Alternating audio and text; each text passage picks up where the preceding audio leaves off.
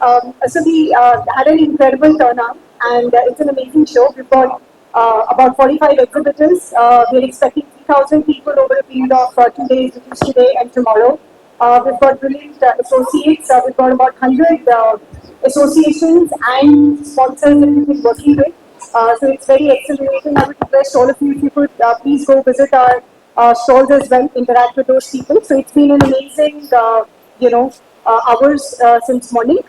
And yes, so we are trying to promote three things through our effort. One is innovation. So we want to reward and recognize innovation which is happening throughout. You would see, even a wireless charging, is something which is in there, still not patented, but it exists. So still a prototype is going on. So, technology like that. Second, we want to create a community and let them collaborate with each other. So there are very less platforms wherein people can share knowledge or share information which is coming from the right resource.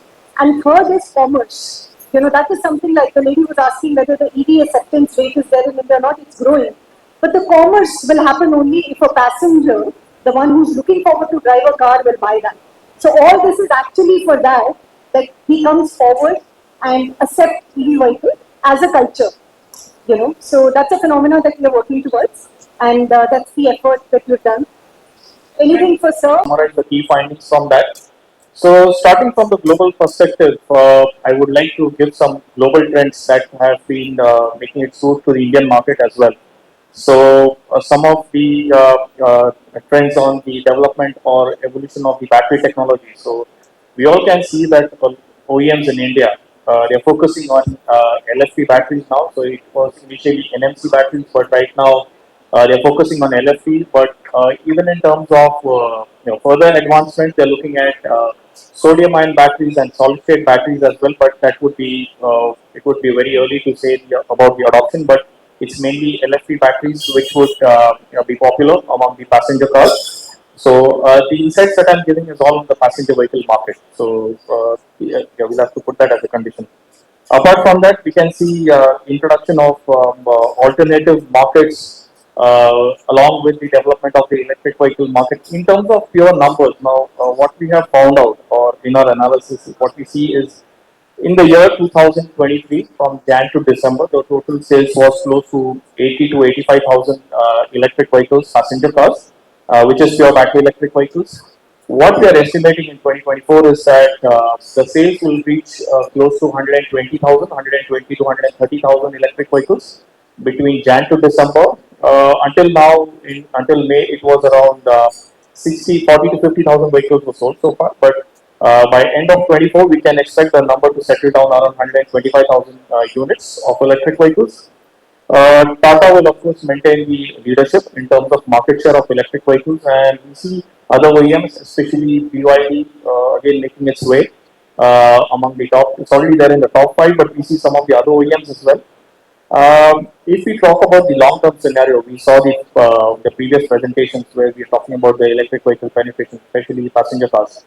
According to the report, what we have found out is that the electric vehicle penetration will reach close to 10 to 15%. In the optimistic scenario, it will be between 15 to 20%. So again, talking about the 30% milestone that has been set by the government. In most of the cases in all the global markets, we have seen that any kind of official announcement is very difficult to achieve 100% of that. And in the historic period, we have seen, including China, it has only achieved about 50 to 60% of what was actually announced. And that's again when we are talking about the practicality of the market. So, according to the numbers, we are estimating by 2030, the passenger cars, pure battery electrics, would be somewhere around 700,000 to 1.1 million units by 2030, which will surpass the 10 to 10% penetration, and will be somewhere between 10 to 15% penetration by 2030. So that's for the numbers. Another point, which is the key pointers here, which was again presented earlier in other reports, is the localization of components. Currently, the localization of the electric vehicles, specifically passenger car, it is close to what we found out is close to 20 to 30%. But what we see in the future by 2030, what we are estimating is that 60 to 70% of localization would be achieved in terms of electric vehicle components.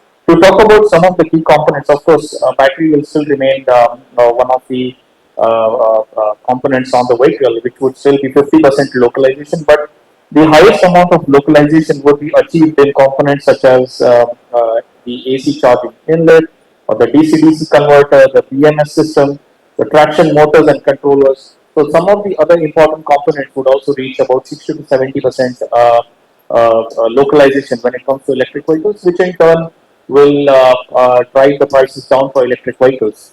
Now, other other findings in terms of charging infrastructure. If we talk about charging infrastructure, another important aspect which supports the electric vehicle market.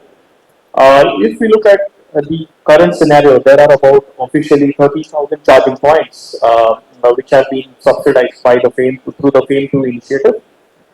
This number again not very large, but looking at the current EV park of electric vehicles, considering last 5 years from 2016 onwards, from 2018 onwards, there are about 350 to 400,000 electric vehicles on road currently operating. If you put all of them together.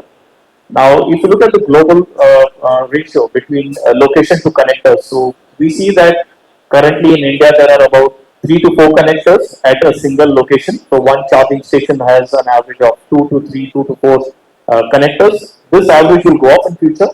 So we can say it would be in the safer situation when we say one location hosting about 7 to 8 charging points, which would cater to more number of vehicles. And what we call an ideal scenario for calling it a robust charging infrastructure is one location or one charging connector serving a minimum of 5 to 6 electric vehicles. That's what we call an ideal scenario to call it robust charging infrastructure.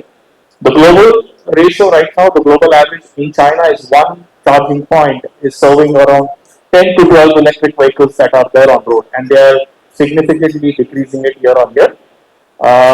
The global average is about 15 electric vehicles. One connector is serving about 15 electric vehicles, but of course they have to increase the speed of installation. And ideal scenario we could call between one connector serving about 5 to 8 electric vehicles.